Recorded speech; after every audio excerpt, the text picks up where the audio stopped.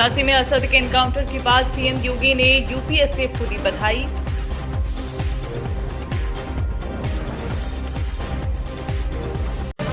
उमेश पाल हत्याकांड मामले में जिला अदालत में होगी अब सुनवाई।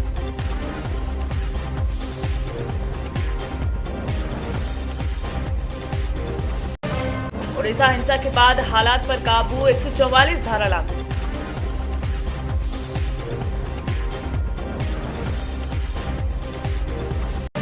मुंबई में बारिश के बाद कई हिस्सों में जलभराव की स्थिति।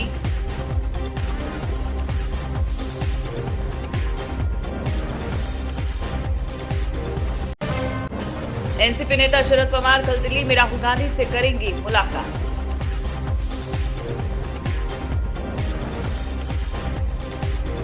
उत्तर प्रदेश के संभल में निकाय चुनाव की तैयारियों की समीक्षा के लिए पहुंचे यूपी सरकार के कैबिनेट मंत्री धर्मपाल सिंह ने मुस्लिमों को लेकर बयान दिया है। प्रदेश सरकार में मंत्री धर्मपाल सिंह ने कहा है कि मोदी सरकार द्वारा मुस्लिमों की तरक्की और कल्याण के लिए काम किए जा रहे हैं। कामों से समुदाय का रुझान बीजेपी की तरफ लगातार बढ़ रहा है। मुस्लिम अपनी दावेदारी पेश कर बीजेपी से टिकट मांग रहे हैं। संवाददाता सत्यपाल यादव की रिपोर्ट, संभल, उत्तर प्रदेश। अतीक अहमद के मसले से ये सिद्ध होता है आज जो उन्होंने जिस तरीके से बयान दिया है। माननीय उत्तर प्रदेश के मुख्यमंत्री योगी आदित्यनाथ जी ने कहा था माननीय अखिलेश जी के जवाब पर, हम अपराधियों को मिट्टी में मिला देंगे, अपराधियों को पनपने नहीं देंगे, अपराधियों को बता देंगे कि कानून का राज्य क्या होता है, इंसाफ का राज्य क्या होता है। आज वही अतीक के साथ हुआ तो वो गिड़गिड़ाने लगे हैं।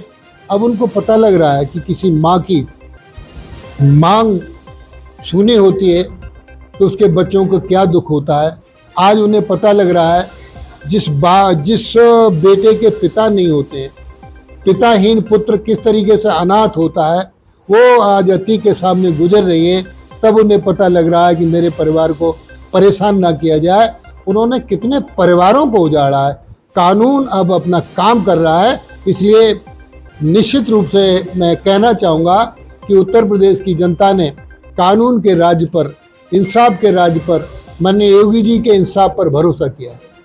देखिए, आज हम एक अपने पूरे समूह के साथ जनपद संभल में स्थायी निकाय के प्रत्याशियों का चयन, और प्रत्याशियों का चयन वो चयन किया गया है जिसमें प्रत्याशी विजय प्राप्त करने वाले हैं। प्रत्याशी स्थायी निकाय का अध्यक्ष और मेंबर का चुनाव जीतने वाले हैं। इसमें इस जनपद के संभल के जिले के प्रभारी राजा वर्मा जी, जिला अध्यक्ष ओमवीर जी, और जो संबंधित प्रत्याशी जो चुनाव लड़े हैं, जीते हैं, उनके साथ बैठकर स्थानीय निकाय चुनाव के प्रत्याशियों का चयन किया गया है। और विधिवत और व्यवस्थित अच्छे ढंग का चयन है जो चुनाव जीतेंगे।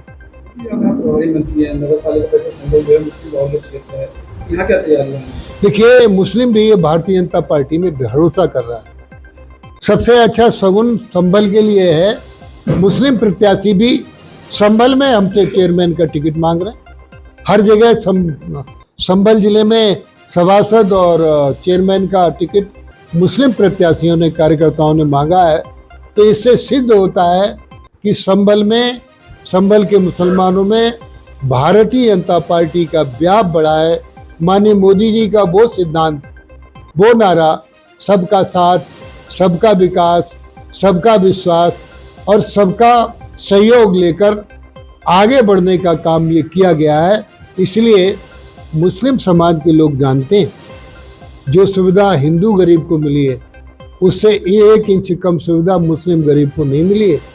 माननीय मोदी जी ने जो कहा है कि मुस्लिम गरीब बच्चों के एक हाथ में कुरान होगा तो एक हाथ में लैपटॉप होगा, ऐसा सिस्टम हम डेवलप कर रहे हैं और संभल के लिए हम विशेष करेंगे।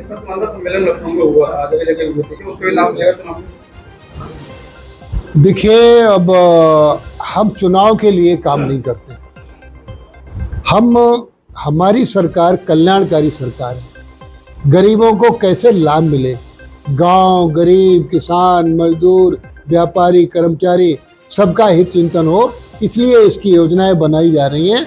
इसलिए जनता ने भी मन बनाया कि 2024 के चुनाव में प्रचंड बहुमत से देश में माननीय मोदी जी को चुनेंगे, मोदी जी की सरकार बनेगी ताकि ये सुविधाएं खत्म ना हो जाए। मध्य प्रदेश के दतिया में शहर में मां पीताम्बरा माई की जयंती जन्मोत्सव के रूप में मनाई जाएगी, जिसमें दतिया का हर वर्ग, महिला, पुरुष, किसान, कारोबारी, छात्र, कर्मचारी, जनप्रतिनिधि सामूहिक रूप से हिस्सा लेंगे। जिला कलेक्टर संजय कुमार ने तैयारियों के बारे में बताया है कि 20 दिन पहले ही मां पीताम्बरा माई के प्राकट्य उत्सव को लेकर दतिया की विभिन्न गौरवशाली परंपराओं, साहित्यिक, सामरिक और कला के क्षेत्र में उपलब्धियों के आधार पर विभिन्न कार्यक्रम आयोजित किए जा रहे हैं। दतिया में 23 और 24 अप्रैल को मां पीताम्बरा माई के प्राकट्य उत्सव में लाखों की संख्या में श्रद्धालु आने की संभावना है।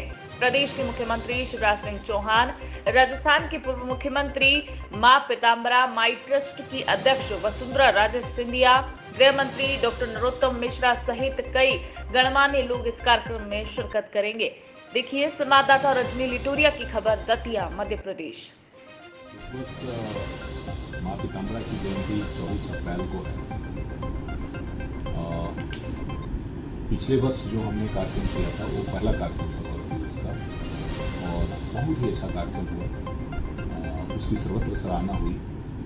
इस वर्ष भी 24 अप्रैल का जो कार्यक्रम है उसकी तैयारी हम लोग बहुत शिद्दत से कर रहे हैं। 24 अप्रैल के कार्यक्रम के 20 दिन पहले से ही विभिन्न प्रकार के छोटे बड़े कार्यक्रमों की श्रृंखला आयोजित कर रहे हैं और उसके दौरान दतिया में गौरव के तमाम विषयों को, दतिया के तमाम परंपराओं, संस्कृतियों से जुड़े हुए जो तमाम विषय हैं जिसपे कि हम गर्व कर सकते हैं, उसको लेकर करके और कार्यक्रम कर रहे हैं। दतिया के सभी लोग, क्या बच्चे, क्या बूढ़े, क्या व्यापारी, क्या किसान, क्या स्त्री, क्या पुरुष, सारे लोग पार्टिसिपेट करें। इसके लिए भी अलग अलग प्रकार के कार्यक्रम हैं। कुछ कार्यक्रम है जो महिलाओं के लिए ज़्यादा सूट करती है, कुछ किसानों के लिए, कुछ बच्चों के लिए, कुछ व्यापारियों के लिए, कुछ विद्वानों के लिए। तो कोशिश ये है कि इसको जन उत्सव के तौर पर मनाएं और पूरा शहर एक बार धीरे धीरे कर करके कार्यक्रम के लिए प्रेरित हो रहा है। और 24 अप्रैल 23 और 24 को तो पूरी तरह रहेगा और मैं समझता हूँ कि पिछले साल का जो हमारा गौरव दिवस था उससे भी बेहतर गौरव दिवस इसमें। निश्चित तौर से ये चुनौती तो होता ही है। इस बारे में हमारे एसपी साहब प्लान बना रहे हैं। पिछले साल का अनुभव भी है अपने पास और उस अनुभव के साथ एक हौसला भी है कि पिछले साल अप्रत्याशित भीड़ आई थी और इसके बावजूद भी साथ में मां पीताम्बरा का आशीर्वाद रहता है और चीज़ें बड़ी स्मूथली हो गई थी। और इस बार जो कुछ स्पेसिफिक चीज़ें हैं ये मानते हुए कि इस बार भी और बढ़ेगी, उसके लिए हम लोग कहाँ से रोड को ब्लॉक करना है, कहाँ पे पार्किंग के अरेंजमेंट्स करने हैं, कहाँ से पब्लिक को डाइवर्ट करना है, कहाँ पे रोकना है, इसकी प्लानिंग हमारे एसपी साहब कर रहे हैं। और मैं आश्वस्त हूँ कि इस बार वे बिल्कुल निर्विघ्न हैं, यात्रा संपन्न होगी, बड़ी भव्य यात्रा। यहाँ पे जनमानस, लोकल समाज के लोग काफ़ी व्यवस्थाओं का बीड़ा उठा लेते हैं। पिछली बार मंडी में एक व्यापक भंडारा स्थानीय लोगों के द्वारा की गई और इस वर्ष भी मंडी में भंडारा का कार्यक्रम हो। इसके अलावा सभी जितने भी होटल, लॉज, धर्मशाला, इस प्रकार के जितने भी एकोमोडेशन हैं, गार्डन साथ, सभी लोग उस दिन श्रद्धालुओं को रुकवाने के लिए यदि किसी आवश्यकता हो फ्री कर देते हैं। वैसे तो जो भीड़ इतनी आती है तो उतने लोगों को रोकना तो ऐसा संभव नहीं है। अधिकांश लोग अपने अपने साधनों से वापस हो जाते हैं, लेकिन अगर कुछ परिवार को, कुछ लोगों को रोकना है तो यहाँ जितने भी साधन हैं लोग फ्री ऑफ इस बार भी उसके लिए लोगों से अपील कर रहे हैं और वो व्यवस्था मध्य प्रदेश के ग्वालियर की हजीरा और क्राइम ब्रांच पुलिस ने एक ऐसे गिरोह का पर्दाफाश किया है जो गरीब और कमजोर वर्ग के लोगों को उनके बैंक अकाउंट खुलवाकर लोन दिलाने के नाम का झांसा देता था। खाता खुलवाने के बाद इसकी डिटेल यूपी और बिहार में बैठे साइबर ठगों को भेज देता था, जो इन खातों का इस्तेमाल कर फर्जी तरीके से लेन देन करते थे। ग्वालियर में एक महिला सहित 14 लोगों के फर्जी खातों को खुलवाकर उनसे करीब 50 लाख रुपए से ज्यादा का लेन देन होने का पता लगा है। देखिए संवाददाता अरविंद सिंह पवैया की रिपोर्ट, ग्वालियर, मध्य प्रदेश। ये साइबर क्राइम के को जो केसेस चल रहे हैं उनके बारे में कार्रवाई करने के लिए, उन पर निगाह रखने के लिए सबको निर्देशित किया गया था। तो उसमें हमारे एडिशनल एसपी ऋषिकेश मीणा और इनके सीएसपी रवि भदौरिया, इन्होंने हजीरा में एक महिला का से बातचीत करने पर पता लगा कि उसके अकाउंट के डिटेल जो है, एक एटीएम और एक पासबुक लेके एक व्यक्ति कुछ लोग गए थे, उसके बाद उसके पास नहीं आए। जब उसकी जानकारी ली गई तो पता चला कि काफ़ी ज़्यादा लाखों का ट्रांजैक्शन उसके अकाउंट में हुआ है। तो इस बात से लीड मिलने के बाद में इसमें 5 आरोपी पता लगे, जिनमें से 4 आरोपियों को हमने गिरफ्तार किया है। ग्वालियर के रहने वाले हैं और इन्होंने बताया है कि ये जो है बैंक अकाउंट इस तरह से लोगों का हैक करके उनकी जानकारी लेके उसको फ्रॉडस्टर जो हैं, जो साइबर क्राइम करते हैं, उनको भेजते थे, जो जनरली ज़्यादातर बिहार के और यूपी के रहने वाले हैं। और इनके बैंक के अकाउंट में जो ट्रांजेक्शन होता था इनको पता ही नहीं लगता था और ज़्यादातर ये कोशिश की जाती थी कि जिस दिन पैसा डलवाते हैं उस दिन वो पैसा मैक्सिमम निकाल लेते थे। तो एट ए टाइम जब ये कभी अकाउंट होल्डर देखता था तो मामूली पैसा उसके अकाउंट में रहता था, लेकिन इस महिला को ये इन्होंने अकाउंट की जानकारी बाद में दी भी नहीं थी। तो एक अच्छा मोडस ऑपरेंडी वाला चीज़ पकड़ी है इन्होंने और इससे हम कोशिश करेंगे कि फर्दर इंट्रोगेशन करके जो मेन गैंगस्टर हैं उनके बारे में भी जानकारी लें, उन पर भी कार्रवाई करें। लगभग कितने लोगों के संग? ये अभी हमको अमाउंट पता लगा, करीबन 50 लाख का अमाउंट है और करीबन 14 बैंक अकाउंट ऐसे हैं जिनको इन्होंने ऑपरेट कराया था इसी तरीके से, और वो उनको उनकी एक्सेस उनको दिला देते थे ताकि फ्रॉडस्टर जो हैं वो चाहते हैं कि उनका आइडेंटिफिकेशन ना हो। तो वो इस तरह के फर्जी अकाउंट्स में जिनके लोगों को बिल्कुल भी जानकारी नहीं है, वो उनको एक तरीके से पार्किंग करने के लिए इस्तेमाल करते थे और इस तरह से इनडायरेक्टली पैसा निकाल लेते। इसका बैकग्राउंड क्या है, इनका पढ़े लिखे हैं क्या है? पढ़े लिखे तो हैं, लेकिन अभी वो फर्दर हम लोग इसको इंट्रोगेशन में जो है पता लगेगा।